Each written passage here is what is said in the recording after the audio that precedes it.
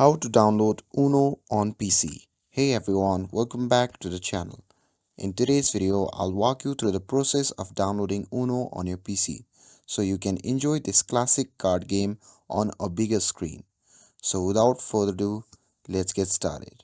So for those who don't know, Uno is a super fun card game where players match cards by color, number or symbol, aiming to be first to get rid of all their cards. With action cards and different game modes like classic and house rules, Uno keep things exciting. You can play against friends, online opponents in real-time matches.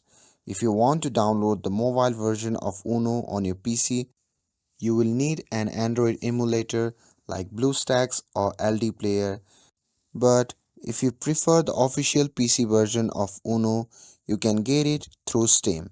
So to get that, you just need to follow these steps. You simply have to go to the Steam and make sure that you're logged in to your Steam account.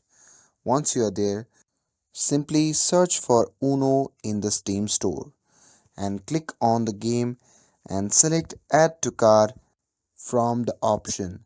The minimum price is around $7.29, so you can simply proceed with the payment and complete the purchase. And once the payment is done, you can simply click install, and after the download is complete, you can simply start playing.